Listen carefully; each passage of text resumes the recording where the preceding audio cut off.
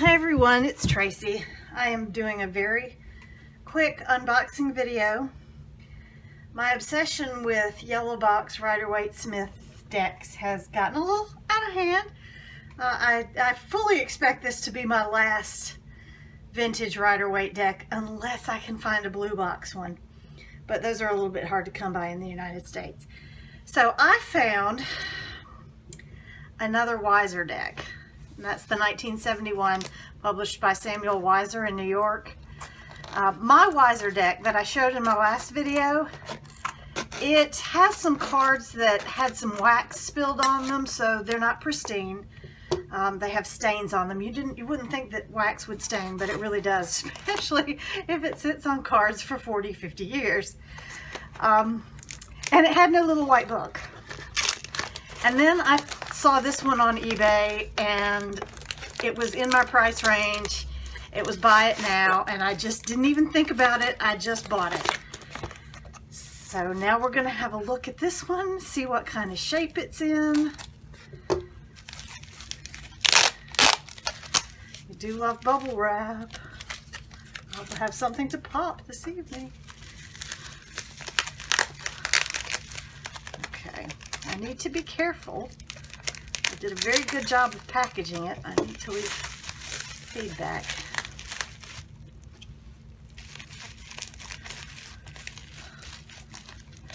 If this gets too long and boring, I'll edit some of it out. I swear I have bought from this person before. I don't know. Putting them in Ziploc bags to ship them in is such a fantastic idea. If if the outside gets a little bit wet, it's no big deal because the deck is wrapped in a plastic bag inside.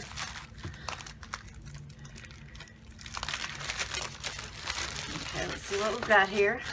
Already I can tell the box is in better shape than the one I had before. And see here on the top flap, made in Switzerland, expressly for Samuel Weiser, Inc., New York, New York.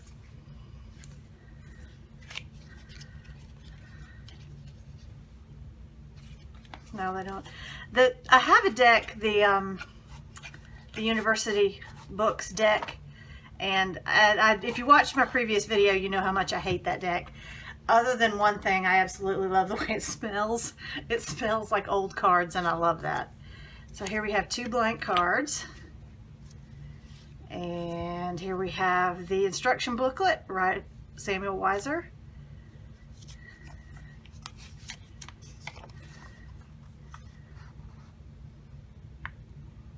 There's no indication of any other printings. It's just copyright 1971 by U.S. Games in New York. And the instructions are an excerpt of The Key to the Tarot by Arthur Edward Waite. So it's the same little white book. It's probably still the same words that are in the little white book today. Got a little bit of a fold up there, but otherwise in very good condition. Got the 2 extra cards. Let's have a look. I will have to put them in order. They seem to be no copyrights. So with this, I knew that. I could tell that from the pictures. But see, these older decks, the clouds have just such lovely detail. And I love the colors of the skies.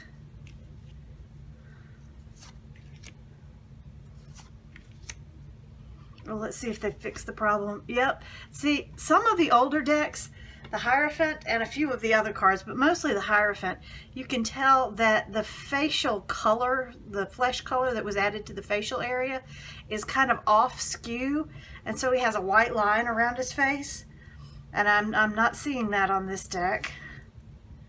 Oh, we might have a blushing fool here because look, we've got a rosacea encrusted emperor. It feels like all the cards are here. I would have to put them in order to actually tell if they were all here. But let's go through quickly and see if we can find the full card. They're quite matte finished. This is why I love these decks. And, bendy without being super flimsy. Like the University Books deck, oh, horribly super flimsy. Hate those cards.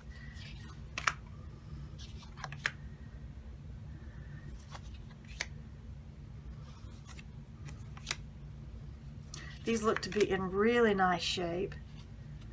Magician looks great. High Priestess, Lovers. Oh, wow.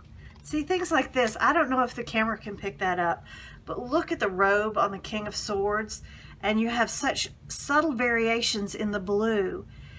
And you can almost see the brush strokes or pencil lines. I don't know what Pamela Coleman Smith used to color, or what anybody used to color them.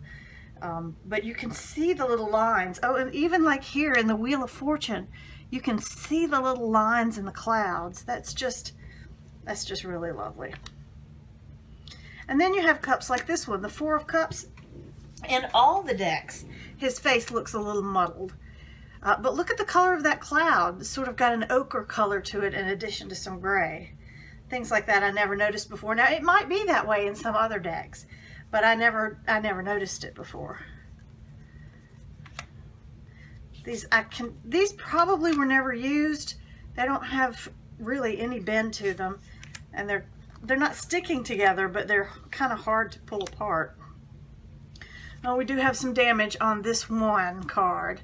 It looks like it was bent some, the Five of Cups. Almost ripped.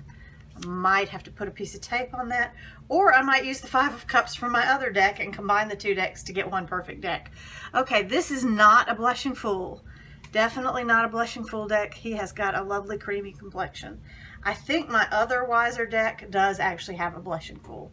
I might just have to go find it and see. Let's see. Okay, here is the Weiser deck that I had, not the new one. I went through all the cards in the new deck that I just got today, and the Five of Cups was the only one that had any damage. This is the deck that I had previously, and you can see I've had to, for the shininess, you can see I had to tape up the box because it was collapsing on itself. It came with no little white book and no extra cards, but here you can see is the Fool card. And let me see if I can bring this closer. You can see that this is indeed, oops, sorry, directionality. This is indeed a Blushing Fool, or a Smallpox Fool, or a Chickenpox Fool. So they obviously came out of different print runs, but I don't know what else is different about them beyond that. And while we're looking at this deck, this one I have put in order. I'm trying to find okay, here's one of the cards. The Eight of Cups has some damage on it. I've scraped all the wax off of it, but you can see that the wax that had dribbled on the card did leave a stain. It doesn't interfere with the use of the card, but it kind of shows a little on the back, and it definitely shows a bit on the front. And there are 3 or 4 of the cards, not that many, in the deck that the first Weiser deck that I had, that have that wax stain on them. As you can see, this card looks pretty much the same. This one, yay, no damage on that one, so I can combine decks.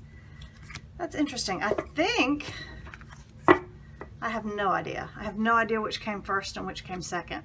But that's kind of cool that I've got 2 Weiser decks, and one of them has a Blushing Fool and one of them does not. Anyway, there are my new old 1971 Rider Waite Yellow Box decks, published by Samuel Weiser in New York. Have a great day.